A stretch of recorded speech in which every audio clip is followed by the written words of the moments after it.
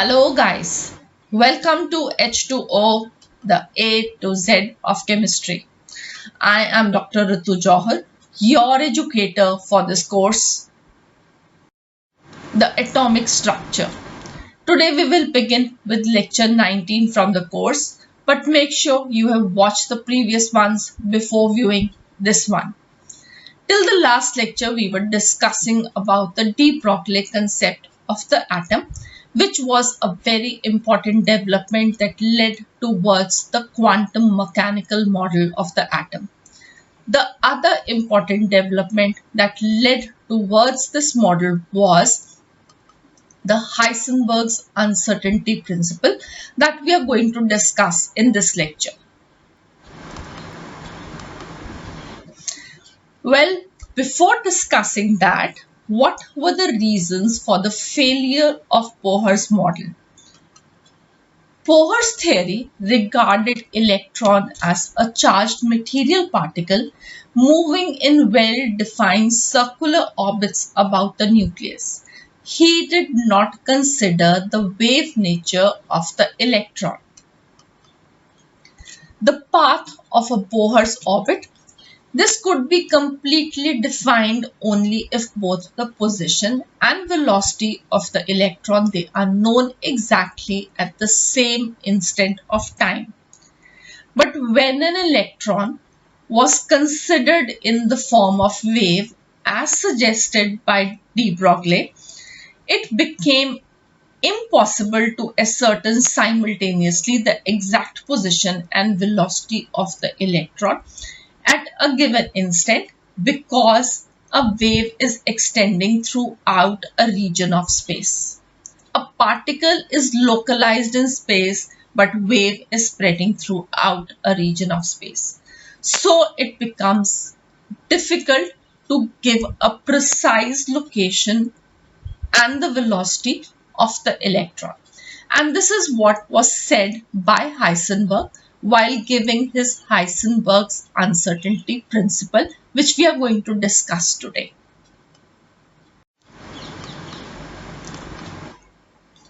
So what did Heisenberg say?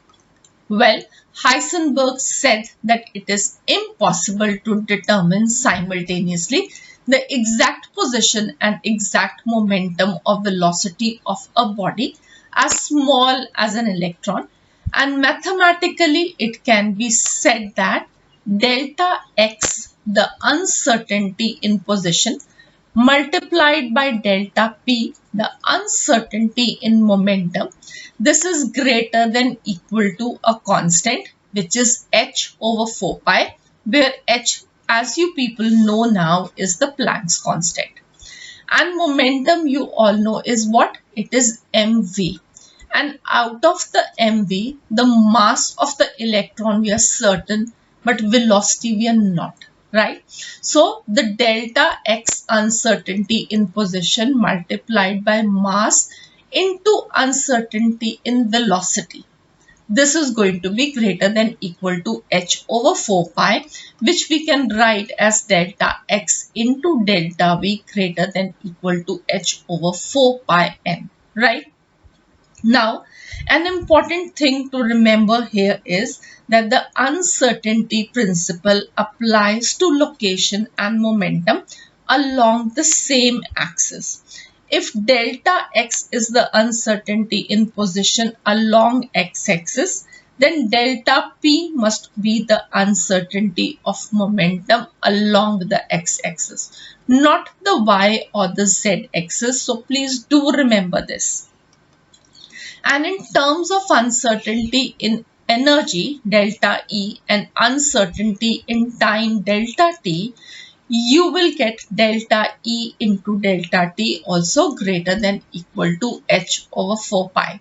So please do remember these formulas because you're going to apply them in the numericals. Fine.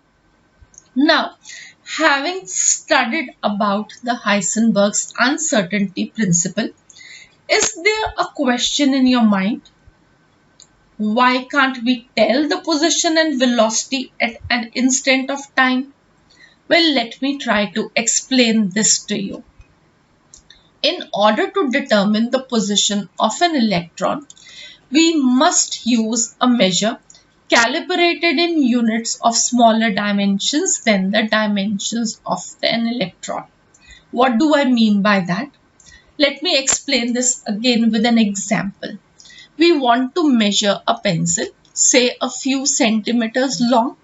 You take a scale out of your geometry box and try measuring the pencil. Is the pencil exactly 1 centimeter, 2 centimeter, 3 centimeter? No, it is not. There is going to be some part of the pencil which is not complete centimeters. It will be 1.1 centimeter, 2.4 centimeter and so forth, right? So now to measure that pencil, you have to have some unit of measurement which is smaller than the centimeter, that is millimeters, because then only you will be able to accurately measure the pencil. Similarly, to measure the electron, we need a measure calibrated in units of some smaller dimension than the dimensions of the electron, right? I hope this is clear. Now, a problem comes over here that the electron we know is a point charge. It is considered to be a point charge. It is very small in dimension, and in fact we consider it to be dimensionless. So what do we do now?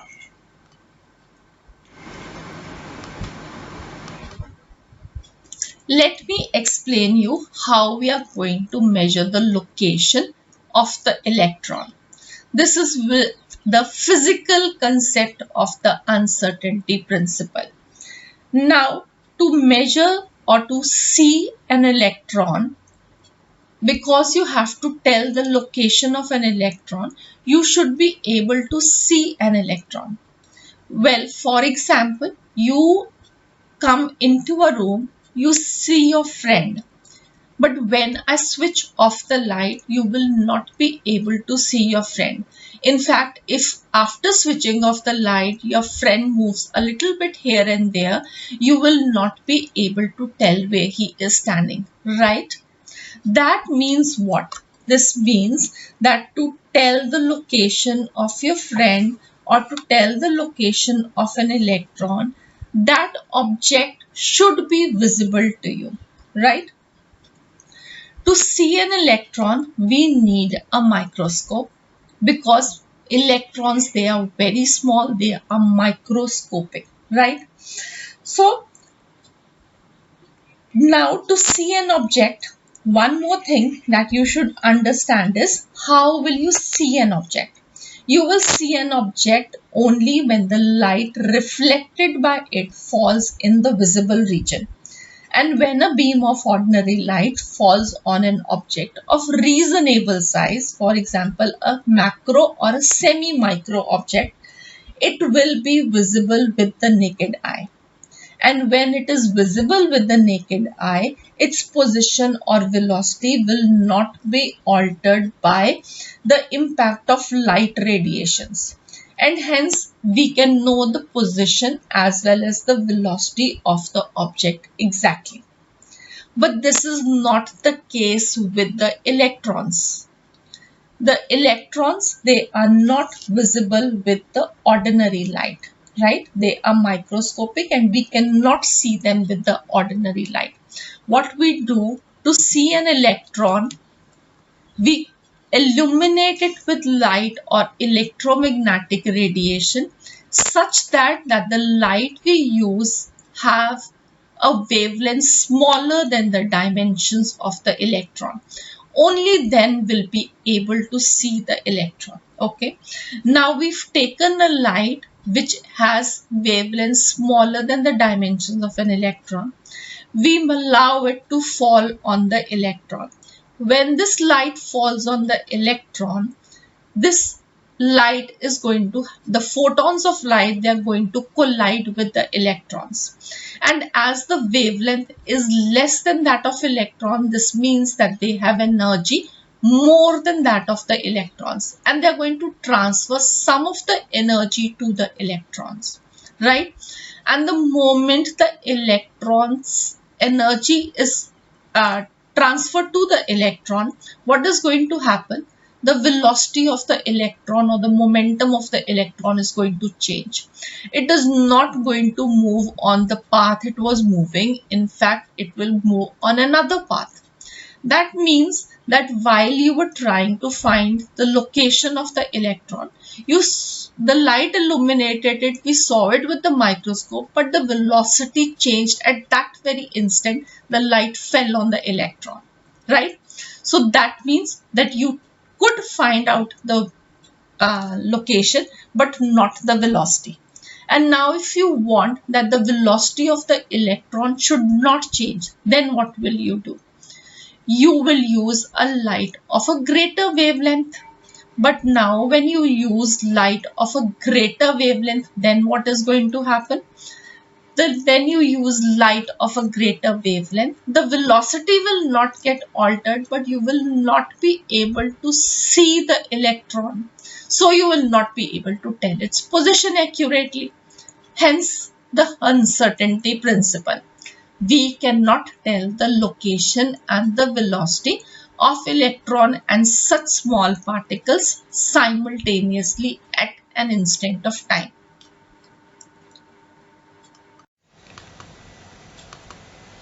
Having understood the principle, I hope you will be able to appreciate the significance of this principle. Well, this principle rules out the existence of Bohrs' definite paths or trajectories of electrons and other similar particles. Because the trajectory of an object, this is determined by its location and velocity at various moments. For a subatomic particle like electron, it is impossible simultaneously to determine the position and velocity at any given instant. It is not possible to predict the trajectory or the path of an electron. And please do remember the effect of Heisenberg's uncertainty principle. This is significant only for the motion of microscopic objects, and it is negligible for that of the macroscopic objects. One more thing that you can remember here is that the uncertainty is not due to the lack of better techniques for measurement of position and momentum. It is due to the fact that we cannot observe microscopic objects without disturbing them, right? And hence, what do we mean from all this? It means that the precise statement of the position and momentum of electrons, which was given by Bohr, they have to be replaced by statements of probability that the electron has at a given position and momentum.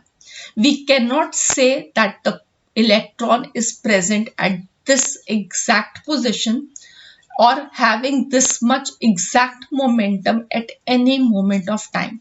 We can just say that the electron is going to be having present at this position most probably, right? So most probable position of the electron or the least probable position of the electron is this. Similarly for the momentum also. And this is what happens in the quantum mechanical model of the atom. It gives us the most probable position, most probable momentum and so forth, but not the exact. Now, having understood the principle, the numericals based on the principle, they are direct application of the formula. You are not going to find any difficulty in doing these questions. So the first question we have is that why the electron cannot exist inside the nucleus according to Heisenberg's uncertainty principle. We know that the radius of the nucleus is of the order of 10 power minus 15 meter.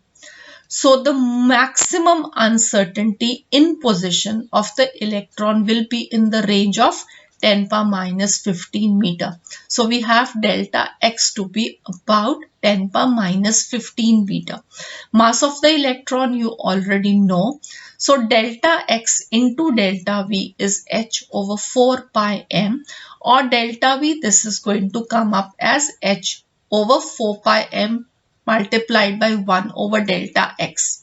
Substituting all the values, you will get delta v to be 5.8 into 10 power minus 10 power 10 meter per second. And this value, this is much higher than the velocity of light. The uncertainty is more than the velocity itself, which is not possible. Hence, the electron cannot exist inside the nucleus of the atom.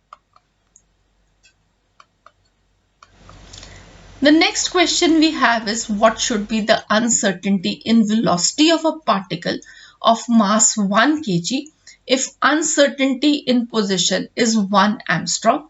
Take h to be 6.6252 into 10 power minus 34 joule second. So you are given the uncertainty in position delta x, right? Mass of the electron we already know. And then the h value is also given to you. So we have the delta v to be h over 4 pi m delta x. Substitute all the values, you will get delta v to be 5.25 into 10 power minus 25 meter per second. So this, if you see, for a particle of large mass, the delta v, the uncertainty in position coming to be very small. That is why we are able to tell the velocity and the location of a large size particle without any uncertainty. We are certain about their positions. And if the uncertainty in position and momentum, they are equal, then what is the uncertainty in velocity? We have delta x, delta p, h over 4 pi.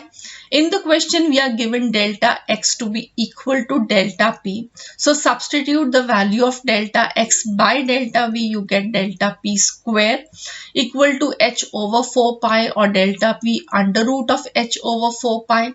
Delta p you can write as m delta v. This is equal to under root h over 4 pi, or delta v is 1 over 2m under root of h over pi. Right? So this is the formula which you can get for delta v if delta x is equal to delta p. Fine. So that would be all for this lecture. I hope you have been able to understand the Heisenberg's uncertainty principle. If you have any difficulty, please feel free to mail us at h2ochemistry@gmail.com.